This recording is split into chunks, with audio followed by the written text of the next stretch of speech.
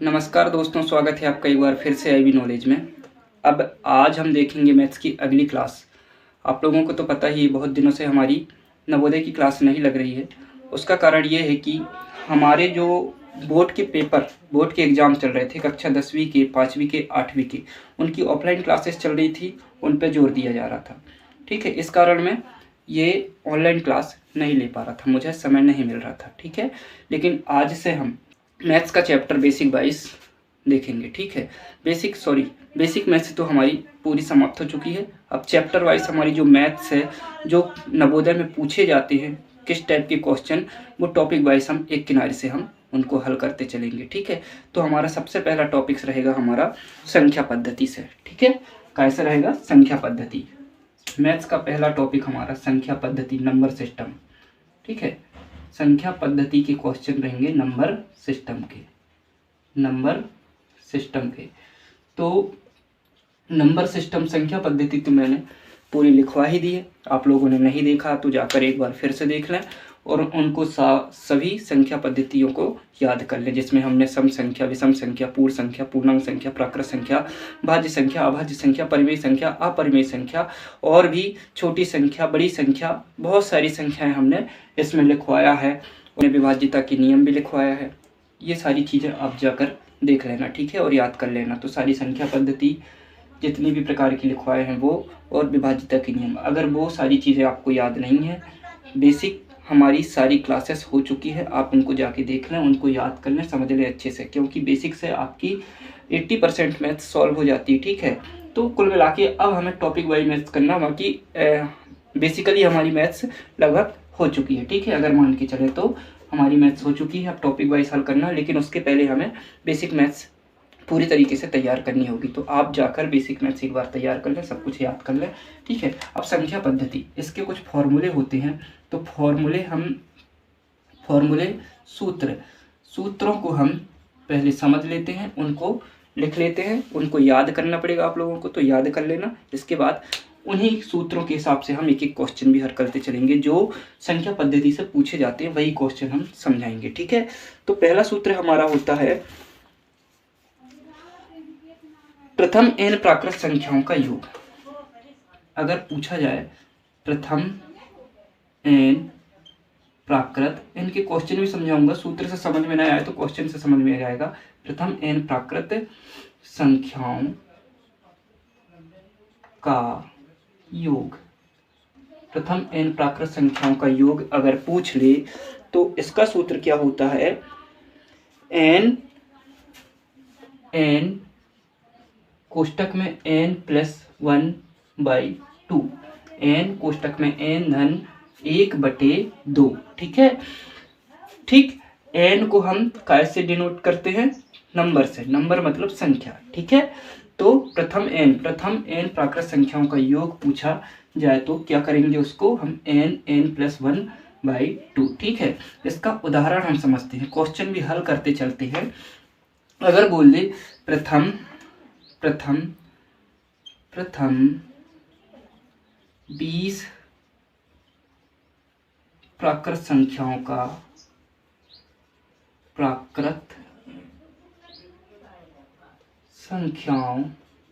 20 हो, 25 हो, 30 हो, कुछ भी हो, तो पूछ ले प्रथम 20 प्राकृत संख्याओं का योग बताइए, योग बताओ। तो क्या करोगे? 20 मतलब n। ठीक है, जो संख्या दी है यही तो हमारी n है, नंबर है। ठीक है, और इसका सूत्र होता है n यानी 20, सूत्र ये है n फिर कोष्टक के अंदर n+1, तो क्या हो गया? 20+1 और बटे में 2। अब बोर्ड मास के हिसाब से सबसे पहले क्या हल करेंगे? कोष्टक के अंदर की संख्या, तो 20 और 1 क्या हो गई? 21। तो इन दोनों के बीच में कुछ नहीं है, मतलब गुणा है, ऑफ वाला गुणा। ठीक है, तो 20 और 1 21 हो गया, ये बटे में 2। अब इनको हम काट सकते हैं, 2 एकम 2, 2 धाम 20। अब गुणा कर दो, 21 धाम 210, ये आंसर हो जाएगा। ठीक है, 10 का 21 से गुणा करोगे तो 210 हो जाएगा। तो प्रथम 20 प्राकृत संख्याओं का योग बताओ, या कोई भी संख्या दे दी तो इस सूत्र में अपने को केवल मान रखना है और हल कर देना है। कोष्टक पहले हल करना है बी बोर्ड मास के हिसाब से, बी बोर्ड मास भी हम पढ़ाए हैं, तो उस तरीके से हल करना है, फिर गुणा कर देना है, आंसर आ जाएगा। ठीक है, तो इसको लिखना तो लिख लो, स्क्रीनशॉट लेना ले लो। अब मैं अगला समझाता हूँ। ठीक, अगला फॉर्मूला क्या होता है, अगला फॉर्मूला भी देख लेते हैं। डे बाय डे एक चैप्टर हम खत्म करते चलेंगे। ठीक है, इस चैप्टर को आज देख लेते हैं, अगला चैप्टर अगले सेशन से। ठीक,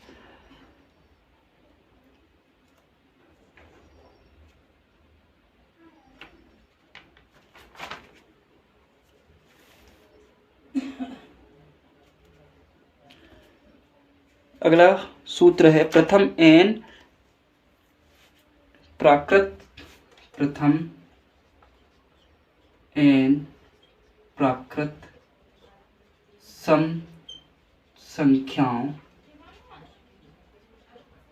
का योग। ठीक है, प्रथम एन प्राकृत सम संख्याओं का योग बताओ। तो इसका सूत्र क्या होगा, एन प्लस 1। इसमें बाय 2 नहीं करना, भागित 2 नहीं करना, केवल इतना ही में उसका आंसर हो जाएगा। ठीक है, तो पूछ लिया प्रथम 20 प्राकृत सम संख्याओं का योग, सम संख्याओं का योग बताओ। तो कैसे करोगे, यही तो हमारा n है। ठीक है, तो क्या करो, n मतलब 20 और फिर कोष्टक में n मतलब 20 और प्लस 1, यही सूत्र मान रखना है। तो क्या हो जाएगा, पहले बी बोर्ड मास के हिसाब से क्या होगा, कोष्टक हल करेंगे तो 20 और यहाँ हो गया गुणा, कुछ नहीं है मतलब ऑफ वाला गुणा, और 20 और 21 और 21 धाम 210, 21 धाम 210, यानी कि क्या आ जाएगा आंसर 420 आंसर, 21 20 अब 420। ठीक है, इस तरीके से हम इनको हल करेंगे। ठीक, अगर पूछ लिया प्रथम 20 प्राकृत सम संख्याओं का योग बताइए, तो इस सूत्र से हमें ये हल करना है। ठीक है, मुझे लगता है समझ में आ गया होगा। अब अगला तीसरा देखते हैं हम। तीसरा क्या है, प्रथम एन प्राकृत विषम संख्याओं का योग, विषम संख्याओं का योग बोल दे तो क्या हो जाएगा, यहाँ एन का स्क्वायर हो जाएगा। ठीक है, और क्वेश्चन पूछ ले प्रथम 25 प्राकृत विषम संख्याओं का योग बताइए, विषम संख्याओं का योग बताइए। तो इसको कैसे करेंगे हम, इसको कैसे करेंगे, n का वर्ग, और यही तो हमारा n है, और n यानी 25, और 25 का वर्ग क्या होता है 625। हमने 25 तक का वर्ग लिखवाया और 25 के आगे के वर्ग को निकालना भी सिखाया बहुत आसानी से। ठीक है, तो ये इसका आंसर ये हो जाएगा। इस तरीके से बहुत आसान क्वेश्चन संख्या पद्धति की, लेकिन ये सूत्रों को याद करना पड़ेगा और संख्या पद्धति पूरी याद करनी पड़ेगी। ठीक है, विभाज्यता के नियम याद करने पड़ेंगे, ठीक, वर्ग याद करने पड़ेंगे आपको। ठीक है, अगला क्वेश्चन देखते हैं। अगला सूत्र है के प्रथम n गुणजों का योग। ठीक, अगला फॉर्मूला है, इनको लिखते चलना, वीडियो को आप रोक कर देख सकते हो और लिख सकते हो। ठीक है, के प्रथम n गुणजों का योगफल। तो इसका फॉर्मूला क्या है, इसका फॉर्मूला होता है के n और कोष्टक में n प्लस 1 बाई 2। ठीक है, के n कोष्टक में n प्लस 1 बाई 2। अब इसको भी हम उदाहरण से समझते हैं। 3 के प्रथम 5 गुणजों का योगफल बताओ। अब देखो गुणज क्या है, गुणक क्या है, ये सब पढ़ाए हैं हमने, गुणज गुणक गुणनखंड। ठीक, अगर नहीं देखे हो, एक बार फिर से बोल रहा हूँ, बेसिक क्लास नहीं देखी हो, बेसिक मैथ्स की क्लास, तो आप जाकर देख लो। हमने पूरी मैथ्स लगभग क्लियर कर दी है। आप अगर नहीं भी पढ़ पा रहे हो, केवल बेसिक क्लास देख रहे हो, तो आपसे मैथ्स में इतना तो है कि आप क्वालिफिकेशन मार्क 10 से 12 नंबर आराम से ला सकते हो। ठीक है, तो उनको आप जाकर देख लो, इसके बाद यहाँ पर आओ। ठीक है, तो इसको कैसे हल करेंगे? अब 3 के प्रथम 5 गुणज, 3 मतलब k हो गया हमारा और 5 मतलब n हो गया हमारा। ये मान रख दो सूत्र में, kn मतलब 3 और n मतलब, अब इन दोनों के बीच में कुछ नहीं, मतलब ऑफ वाला गुणा है, और n मतलब ये है 5। ठीक है, कोष्टक में फिर n मतलब 5 और 1 का 1 धन 1 बटे में 2 की 2। अब क्या करोगे? भी बोलमास के हिसाब से पहले हम कोष्टक हल करेंगे, तो हो जाएगा 3 गुणित 5, कोष्टक में यहाँ कुछ नहीं है तो फिर ऑफ वाला गुणा है, और 5 और 1 6 बटे में 2। अब इसको काट दो, 2 एकम 2, 2 तिया 6। अभी क्या करो? इसको हल कर लो, 3 पंचे 15, 15 तिया 45, गुणा कर लो तो आंसर आ जाएगा। इस तरीके से हम इनको हल करते हैं। तो ये कुछ सूत्र थे और उनके क्वेश्चन थे, ठीक है, जो आपके नवोदय में पूछे जाते हैं संख्या पद्धति से। तो आप इनको अच्छे से देख लो और इन सूत्रों को याद कर लो और इनको हल कर लो। ठीक है, और भी क्वेश्चन बनते हैं, मैं तो एक एक उदाहरण समझाया हूँ, और भी उदाहरण बन सकते हैं। ठीक है, क्योंकि समय मेरे पास भी ज़्यादा नहीं है, समय आप लोगों के पास भी ज़्यादा नहीं है।